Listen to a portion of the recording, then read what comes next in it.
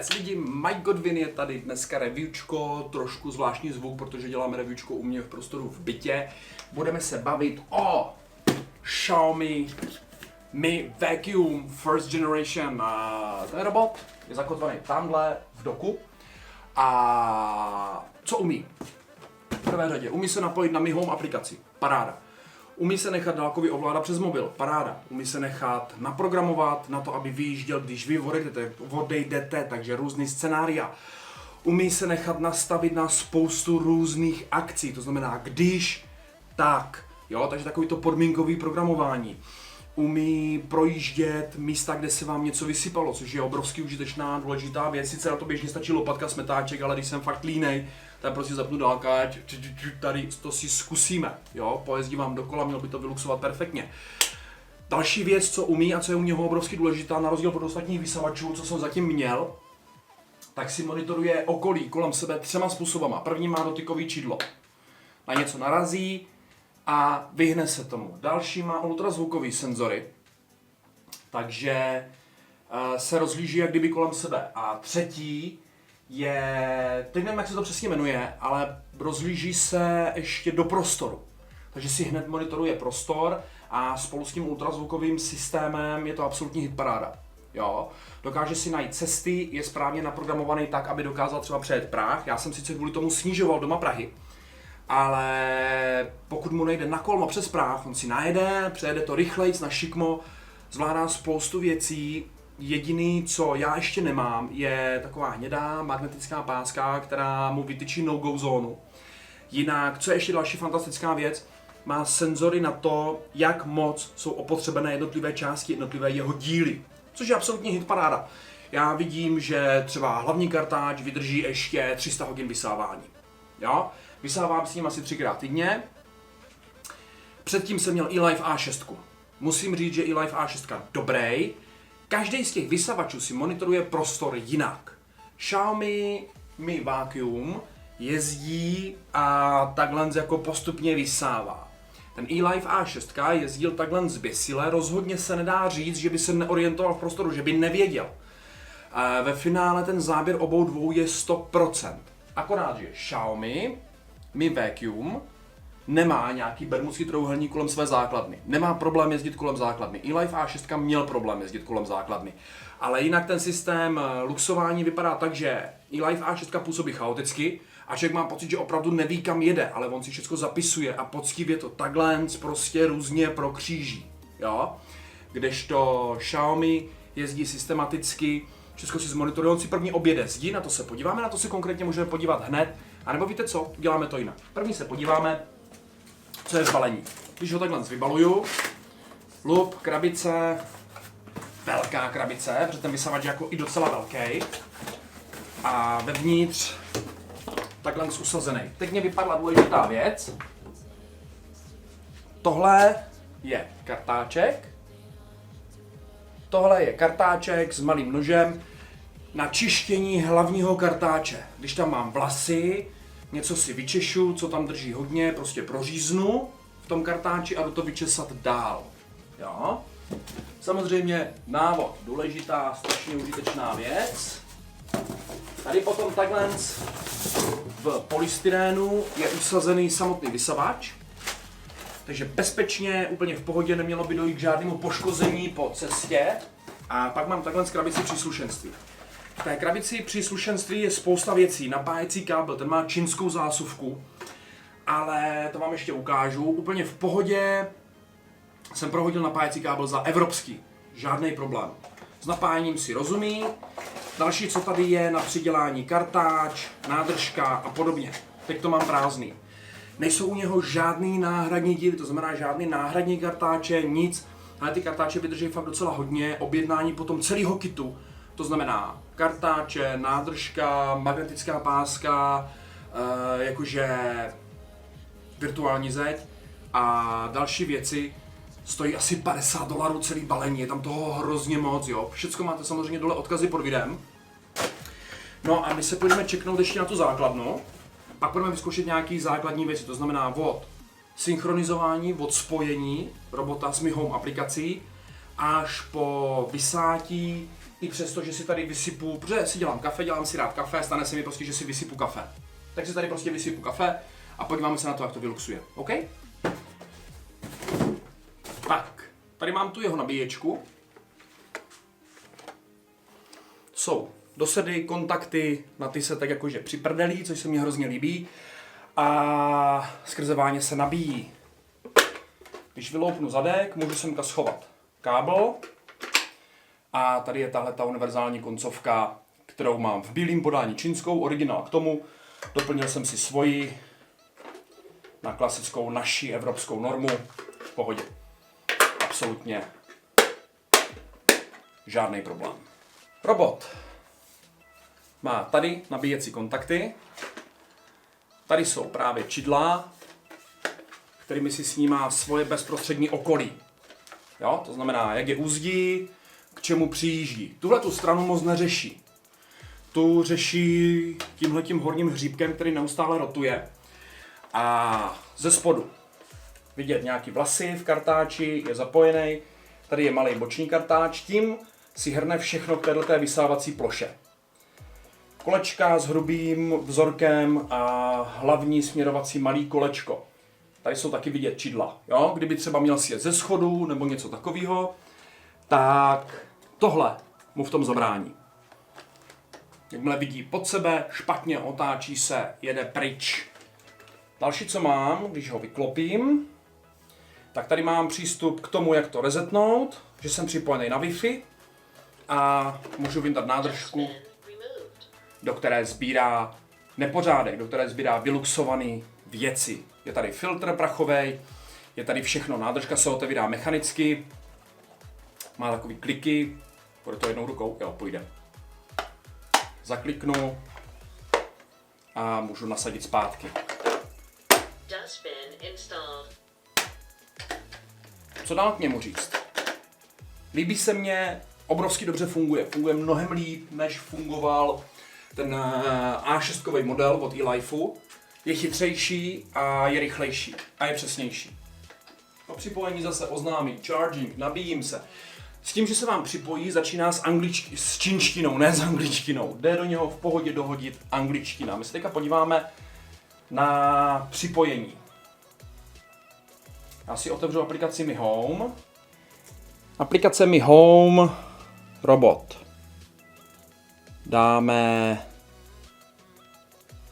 zahodit, zapomenout. Teďka ho potřebuji spárovat. Takže přijdu k robotu. Teď se resetuje a já si ho půjdu znovu přidat do aplikace Mi Home. Tak, přidat. Přímo jak se resetuje, už ho vidím. Vyhledávám Wi-Fi, připojím ho na Wi-Fi a následně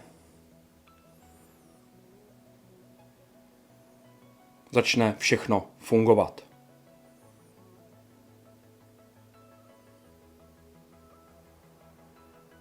A vidíme, že byl v pohodě přidaný. Dáme si ho třeba kuchyň. OK. Já už mám i vytvořenou zkratku. Teď se připojím k robotovi. Když si jim budu chtít cokoliv dělat, jakkoliv ho nastavit, všechno mám tady. Vacuum settings. Kde jsme v časové zóně, jaký chci voice pack, to znamená, jakým stylem chci, aby na mě mluvil. A těch voice packů je tam hodně, nevím, proč mi teďka žádný nezobrazuje. Jak umí čínsky a umí anglicky, zatím žádný další jazyky nejsou. Nevím, proč neukazuje žádný voice pack teďka. Nastavení hlasitosti, můžu si vybrat, jak nahlas na mě bude mluvit. A do not disturb mode, kdy rozhodně nemá za žádných okolností vyjíždět, kdy nemá vysávat. Clean up mode. Umí být tichý, umí vysávat normálním klasickým výkonem, umí vysávat turbovýkonem a umí vysávat na full speed svým maximálním vysávacím výkonem. To je od toho, jak často vysáváte, jakým způsobem chcete, aby to šlo. samotný úklid. Jo, turbomod rovná se taky zároveň nejdelší typ vysávání, protože prostě toho nasává hodně a bere to hodně poctivě. Tady máme historii vysávání. Když podíváme se třeba semka, vysával 20 metrů čtverečních a ukáže nám mapu přesně, co se dělo. A tady uvidíme zároveň, jak projížděl. Jo. Tohle je ložnice, kuchyň, tohle je předsíň. A tady vidím, jak systematicky ten robot prostě jede. Co je další důležitý? Remote control, výborná věc, hele, pro každého chlapa hračka jak vyšitá, protože hele, na rovinu remote control je strašná sranda. Remote control znamená, že si s ním jezdím doma jak s autíčkem na dálkový ovládání, můžeme si to vyzkoušet, já trošku posunu záběr kamery, jo? A můžeme fungovat buď na joystick, a nebo na tlačítka. Teď se zapne.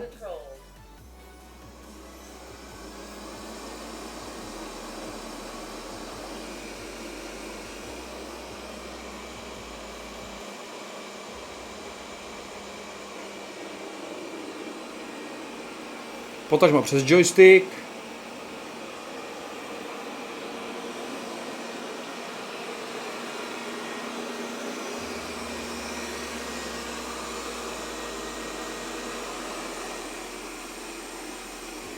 A poslední dok, tím se zaparkuje.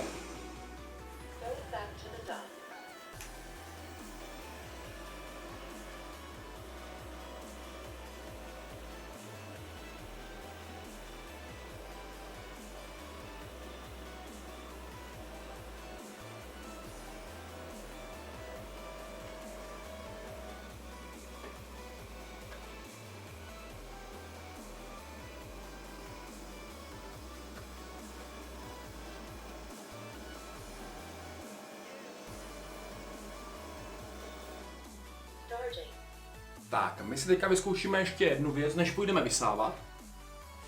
Vysypu si tady kafe a najedu si na ten spot. OK?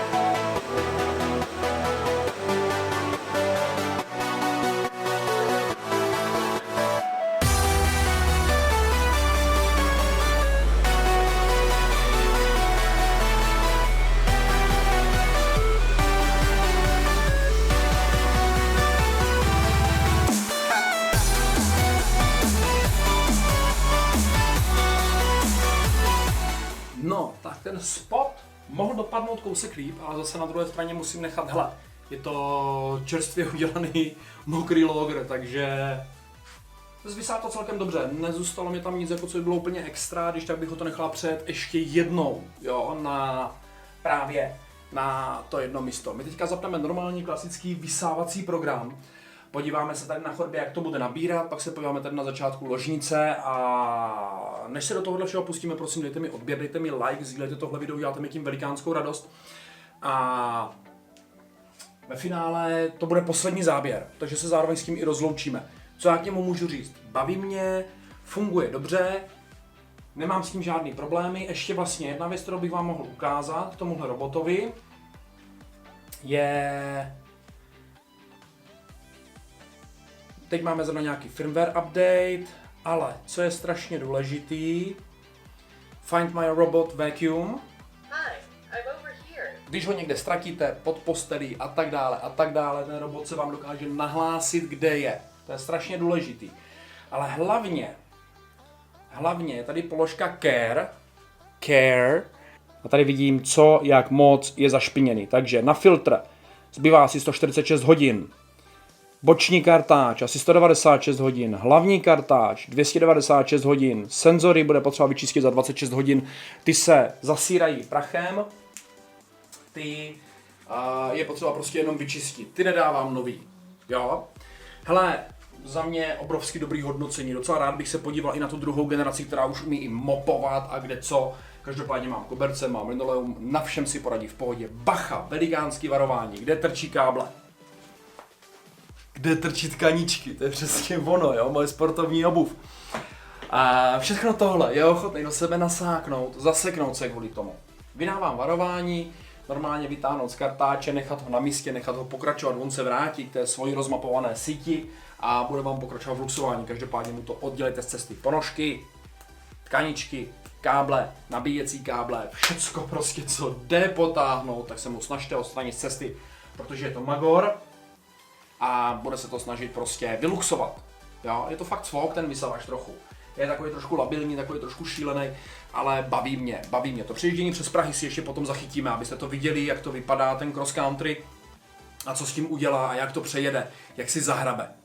Dobrý, jdeme vysávat. Vy se mějte, užívejte si život, rozmazlujte se, pořizujte si věci, které jsou super, které vás baví, které vás zajímají. Zatím čau. Po plném updateu si zacinkal, můžeme spustit vysávání. Až si zmapuje celou oblast, tak ho dokonce můžeme poslat na dané určité místo, což je super. Takže pojďme na to.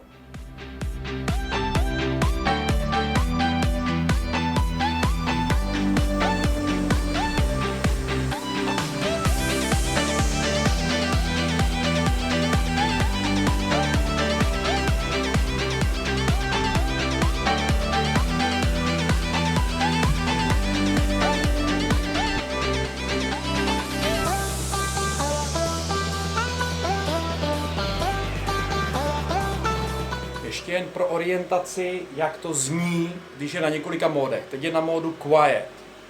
Teď dáme Balanced, Turbo a Full Speed. Je to rozdíl v tom, jak intenzivně on saje, vysává a vtahuje do sebe všechny nečistoty. Můžeme pokračovat.